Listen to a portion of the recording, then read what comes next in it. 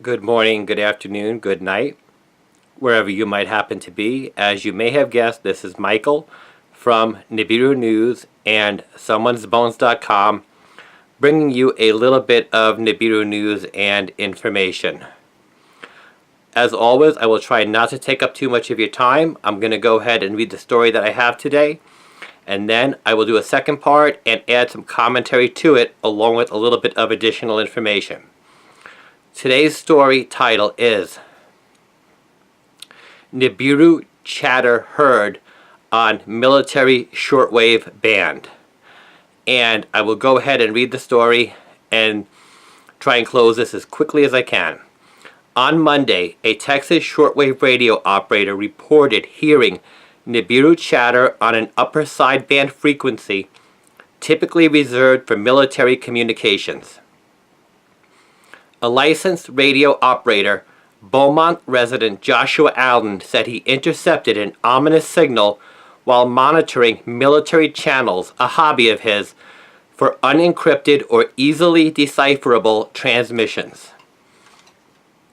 According to Mr. Allen, the phrase, "Sky King, Sky King, Sky King, stand by, Nibiru follows, 121, 820, 183, 10, negative 72413, repeated 3 times in rapid succession. Then he said the frequency turned into unintelligible gibberish. Mr. Allen is a communication savant, having studied radio schematics all his life. At 6 years old, he constructed a 5-watt walkie-talkie using discarded household items he found in local trash cans.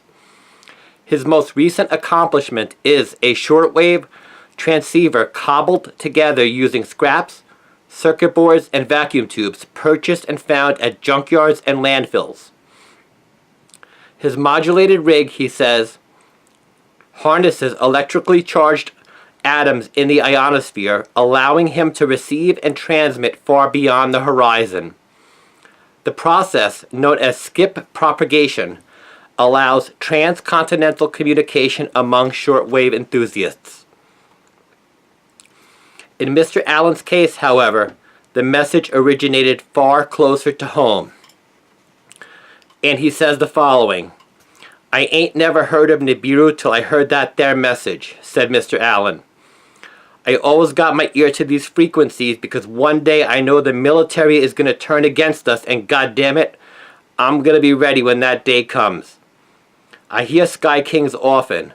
They are warning or test messages, but this is the only time I heard Nibiru with it. After that, I started reading about that there Nibiru thing, and now I gotta worry about a planet smashing into my farm and killing my hogs. I think that message came from NORAD."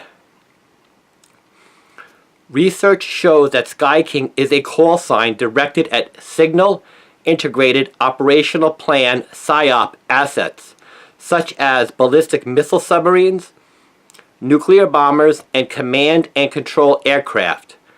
The more often the phrase Sky King is repeated, the higher priority the message. Many astute listeners believe 4 incantations of the phrase are a prelude to nuclear war. Why the word Nibiru was attached to a nuclear readiness message is anyone's guess. Nonetheless, Mr. Allen believes he has deciphered the numeric digits within the message. And he says, "I've been thinking about that," Mr. Allen said.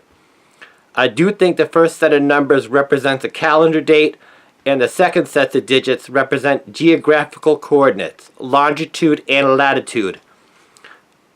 I am not a map reader, so I don't know where that is. Someone might want to check it out.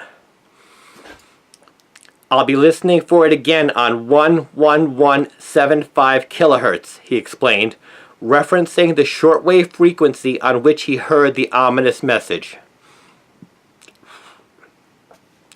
Although the message contains enough numerical digits to support this theory, why would the government disclose, even accidentally, map coordinates for an event that will likely affect the whole planet.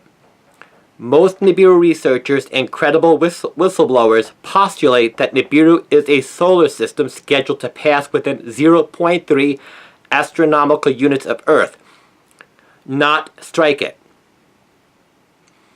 All things being equal, the government may have laid this out as a red herring, attempting to spread disinformation. Whatever the case, it is another piece of an enormous puzzle one must evaluate when trying to unravel the most diabolical conspiracy ever manufactured. And that concludes the contents of the story. I'm going to include a second part of this video that's going to have a little bit of information from me and my analysis. If you want to hear that, stay tuned. If not, and you can always read this on the website as well. Okay. In closing, I would just like to add a few things, and I hope this audio comes out okay. My tinnitus is bothering me so much today I cannot even hear myself talk. I want to add a disclaimer to the end of this video in anticipation of the comments that will undoubtedly show up below. First, I do not know why the phrase Sky King would have been attached to a nuclear readiness message. If you do know, I would be delighted to hear your thoughts, so please include them in the comments below. Second, I do not have a recording of the message.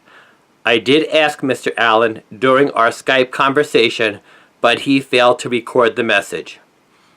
What I did see during our conversation was a genuine person, his FCC certificate, his rig, and evidence that he was knowledgeable and concerned. In the world of mainstream publishing, admittedly, this would not be enough to run a story on. When I worked for a newspaper, if I were to have taken something like this to my editor, he would have not only demanded a recording, but also a recording from a second source, independent, to prove that the first recording was not fabricated. And honestly, if I were interested in perpetrating bullcrap, I could have very easily have manufactured a fake message using my voice or a friend's voice, taken it into Sony Vegas Pro, and adding some static to it to make it appear like it came from a shortwave radio. But that is not what I am about. I want to provide information for people to consider on a topic that I and many other people consider very important. Unfortunately, when dealing with this topic, neither I nor anyone else can validate information using mainstream media established methods. I've talked about this before. For example, if the paper I worked for had been willing to publish a story about Nibiru, which of course they never would have, here's what would have happened. A, I would have had to march into Langley and get an official statement and details on Nibiru from a high-ranking CIA official willing to speak on the record, preferably the Director of Intelligence. And even that might not have been enough. Then I would have had to fly to Houston and wheedle information out of some high-ranking NASA guru, hoping that his information corroborated what the CIA guy told me. Then we have a story. But face it, when talking about Nibiru and other important conspiratorial theories, those options are not available to us. Now, I cannot speak, and I would not want to speak for other people that report on or embrace this topic, but I rely on the tools that I have available. What are those tools?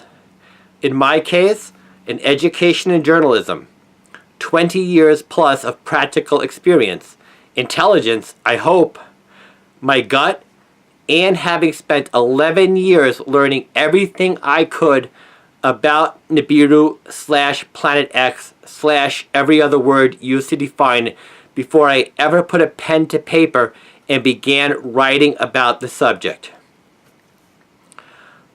I also rely on my solid knowledge that the government lies to us about everything. Look at all the conspiracies out there. It lied about JFK. It lied about Tonkin, the Gulf of Tonkin, weapons of mass destruction, Dr. Rosen, Pearl Harbor, TWA 800, 9/11. The list goes on and on and on. Why would they not lie to us about Nibiru? Imagine disclosure. Now, you or I might just have a laugh and say, "Ha! I knew it. I knew it all along," while we sip on our beer or our coffee or whatever our drink of choice might happen to be. But 99.5% of the world would immediately collapse in a frenzied state of panic. This is a fact. This is not speculation. Let me be clear on this. No one discussing this ever gets it right all the time. And I do mean every individual that reports on Nibiru or researches Nibiru is susceptible to disinformation. That is the nature of what we have invested our time and in some cases our lives in. That never means that we are plants, that we are spies, that we work for the CIA or that we work for the NSA. It just means that we are human. When it comes to me, I rely on my experience to vet sources to the best of my ability and try to provide information for the public to consider. I will never try to bully information down anyone's throat, saying, "You better heed me or else God knows what might happen," pardon me. And I really, really hope everybody does the same.